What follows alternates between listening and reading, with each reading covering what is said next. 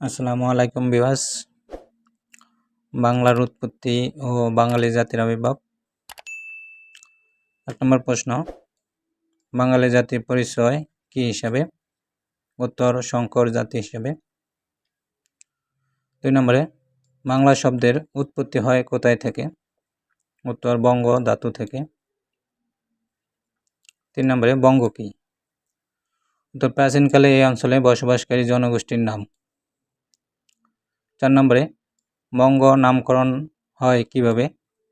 উত্তর, বঙ্গ জনগোষ্ঠীর মানুষের বসবাসের ফলে এই অঞ্চলের নাম হয় বঙ্গভূমি। ৫ নম্বরে, বঙ্গ নামের প্রথম উল্লেখ পাওয়া যায় কোন গ্রন্থে? উত্তর, ঐতরেয় আরণ্য গ্রন্থে। ৬ নম্বর প্রশ্ন, বঙ্গ জনগোষ্ঠীর মানুষের বাসভূমি কোথায় ছিল? উত্তর, ভাগীরথী নদীর পূর্ব তীর থেকে আসামের পশ্চিমাঞ্চল পর্যন্ত। ৭ নম্বর প্রশ্ন, দেশবাসক বঙ্গ নামের প্রথম উল্লেখ পাওয়া যায় কোন গ্রন্থে? উত্তর, আবুল ফজলে আইন ই আকবরী গ্রন্থে। ৮ নম্বর প্রশ্ন, এই অঞ্চলের নাম বাংলার নামকরণ করেন কে? উত্তর, সুলতান ইলিয়াস শাহ। নম্বর প্রশ্ন, ঐতিহাসিকদের মতে বাংলা শব্দের উৎপত্তি হয় কিভাবে? উত্তর, বঙ্গ যোগ আল, অঙ্গাল থেকে বাংলা শব্দের উৎপত্তি। ১০ নম্বর প্রশ্ন, প্রাচীন বাংলার উল্লেখযোগ্য জনপদগুলো কি কি? উত্তর, বঙ্গ, পুণ্ডু, গৌড়, রাঢ়, বরেন্দ্র, সমতট ও হরিকেল। কোন অঞ্চল নিয়ে বঙ্গ অঞ্চল গঠিত হয়? উত্তর, ঢাকা, ময়মনসিংহ, পটুয়াখালী, ফরিদপুর ও বরিশাল অঞ্চল নিয়ে। বরেন্দ্র বলতে বর্তমানে কোন অঞ্চলকে বোঝায়? উত্তর অঞ্চল, বর্তমান রাজশাহী অঞ্চলকে। বর্তমানে কোন অঞ্চল নিয়ে সমতল অঞ্চল গঠিত হয়েছে? উত্তর, বৃহত্তর কুমিল্লা ও নোয়াখালী অঞ্চল নিয়ে। রাঢ় বলতে কোন অঞ্চল বোঝায়? ভাগীরথী নদীর পশ্চিম তীর, পশ্চিমাংশের কিছু অংশ, পশ্চিমবঙ্গের কিছু অংশ। রাঢ়ের রাজধানী কোথায় ছিল? কুটিবর্ধ। পুণ্ডু বলতে কোন অঞ্চল বোঝায়? বগুড়া, রাজশাহী, রংপুর ও দিনাজপুর অঞ্চলকে বোঝায়।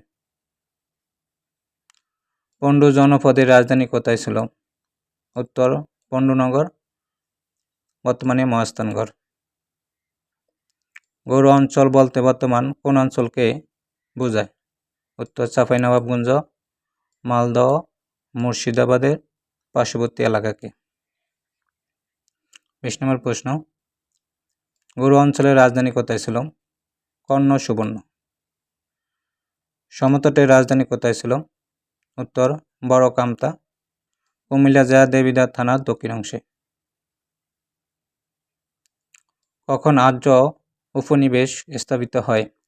উত্তর, বৈদেশিক যুগের শেষ ভাগে। আর্যগণ প্রথম কখন উপমহাদেশে আগমন করেন? উত্তর, খ্রিস্টপূর্ব ২০০০ অব্দে। ২৪ নম্বর, বাঙালি জাতির ইতিহাসে সমগ্র বাঙালি জনগোষ্ঠীকে কয় ভাগে ভাগ করা যায়? উত্তর, ২ ভাগে। একটা হলো অনার্য নরগোষ্ঠী, আর্য নরগোষ্ঠী। বাংলার আদিম অধিবাসী কারা? উত্তর, কোল, বেল, সাঁওতাল, নুন্ডা। বাংলার আদি জনপদগুলো জনগোষ্ঠীর ভাষা ছিল কি? উত্তর, অস্ট্রিক। ২৭ নম্বর, সর্বপ্রথম দেশবাসক বাংলা শব্দের ব্যবহার হয় কোন গ্রন্থে? আবুল ফজলের আইন ই আকবরী গ্রন্থে। প্রাচীন বাংলার ছোট ছোট অঞ্চলের নাম ছিল কি? উত্তর, জনপদ। ২৯ নম্বর, কার আমল থেকে বাংলাকে সাম্রাজ্যভুক্ত করা হয়? উত্তর, মৌর্যদের আমল থেকে। কখন থেকে বাংলার স্বাধীন রাজ্যের গোড়াপত্তন হয়? উত্তর, মৌর্য যুগ থেকে। প্রাচীন বাংলার স্বাধীন প্রথম নরপতি কে? উত্তর, রাজা শশাঙ্ক। বাঙালি জাতির মূলত কোন শাখার বংশধর রূপে পরিচিত? উত্তর আর্য শাখার। 33 নম্বর প্রশ্ন,